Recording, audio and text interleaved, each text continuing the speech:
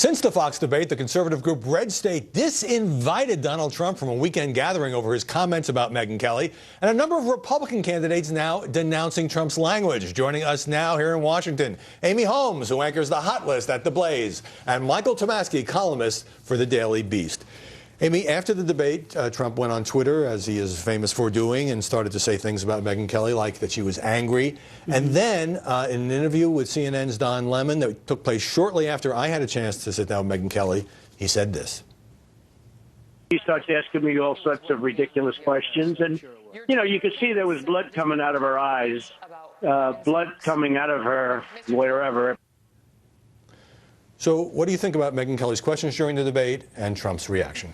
I thought her questions were absolutely fair. This was a public dispute that Donald Trump had with Rosie O'Donnell, the quotes that Megyn was quoting back to him. It was a public dispute. But it was more than Rosie, as she said. And it was more than Rosie. I think Trump actually got the better of the exchange with his one-liner, even if it was dishonest.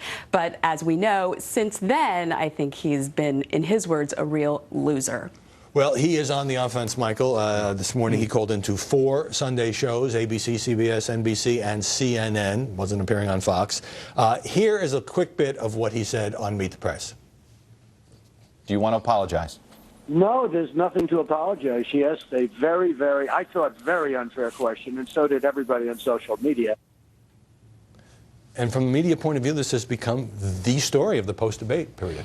Well, it is, for obvious reasons. Of course it's the story. And he's on the hot seat now, and he's going to start getting raked over the coals by the conservative media, not just the mainstream media or the liberal media, by the conservative media. We've already seen it start to happen. Eric Erickson is a very good example of that. I'll be interested to hear over the next few days what the talk radio hosts have to say about Trump. I think Limbaugh and others have kind of been promoting his candidacy. Be interesting to see if they do any walking back. That'll be an interesting media story in the coming week. Eric Erickson, by the way, who disinvited Trump, is also a Fox News contributor, and he himself has said controversial things in the past and has apologized for them. Trump going on the offense against him, calling him a total loser. So now you have this stage of the campaign where some of the other Republican candidates have been reluctant to take on the Donald, Carly Fiorina, Jeb Bush, Lindsey Graham, and others, Mike Huckabee defending Megyn Kelly, going after Trump's comments about the host of the Kelly File. And so my question to you is this a one-day story, or is this potentially something more serious? Well, Donald Trump always has the capacity to say yet another vulgar, ridiculous thing. He makes Butthead and Beavis look like models of maturity and all of this. You don't sound like a Trump fan. Certainly not a fan of his commentary and his post-debate commentary about Miss Kelly. I think in terms of this story, it's not going to last that much longer. But, you know, Trump, he loves to tweet, as we know. Chuck Todd on NBC pushed back against Donald Trump, saying that even if you by the explanation that he was just talking about blood from the eyes and he meant to say nose next. And by the way, Trump says, I'm not sure if we heard it there, that anybody who thinks he was referring to any other part is a deviant. Right. That even if you just take that Chuck Todd said it was a demeaning comment, and that he's talked about women's looks before, and he's even talked about people like Chuck Todd and his looks. Trump loves to make it personal, but the people who like Donald Trump and who don't like the media and don't like the political establishment, they cheer when he takes on these big anchor, big shots.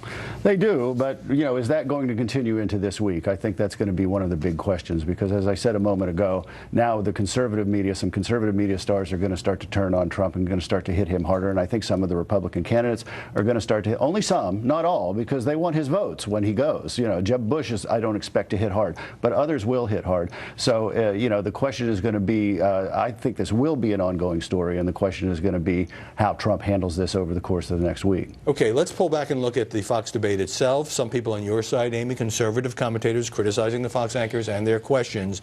What do you make of that? And a lot of conservatives cheering on Fox News for putting on a fantastic debate. There was substance. There were, you know, moments of intensity and conflict and real substantive discussion and conflict. For example, the exchange between Governor Christie and Senator Rand Paul over the NSA. Those are real disputes, and viewers, 24 million of them, got to be exposed to the Republican Party and their principles and ideas. And nobody expected that kind of audience. You write in the Daily Beast the questions were surprisingly tough. Why surprisingly? Because they were pretty confrontational. And broadly speaking, there are two categories of debate questions. There's the confrontational, defend your record on this, and there's the more open-ended, what would you do about problem X in the world? And there were a lot more questions in the first category than in the second category, and usually there's more of a mix than that. I will say, however, Marco Rubio did get, and I don't think this is a conspiracy or anything, but it just happened this way. Marco Rubio got more of the second category of question than the first. I think that's why he came out looking comparatively good. Mainstream media pouring a lot of love on the Fox moderators. I mean, liberal New York Times columnist Frank Bruni's saying, I never thought I'd write this, but hooray for Fox News. So, but, you know, my view is they were acting like journalists. They were crafting questions to try to pin down these candidates, whether you thought the questions were unfair or not, whether you thought Trump was singled out or not. This is what anchors and journalists do in a debate. Absolutely, and I guess it's never too late, even for Frank Bruni, to become a fan of Fox News. These are the types of questions, the toughness, the directness, that conservatives wish the mainstream media would direct towards liberals. So we'll see how the future debates shake out. A half dozen debates announced on the Democratic side, and we'll see if people have a different view of it if similarly tough questions are posed to Hillary and the people running against her. Michael Tomasky, Amy Holmes, thanks very much for stopping by this Sunday. Next on Media Buzz, Bill Hemmer and Martha MacCallum on how they approach what was dubbed the happy hour debate. And later, Jon Stewart delivers a huge rant against me and Fox News over criticism of his secret presidential meetings. Is that how he wanted to go out?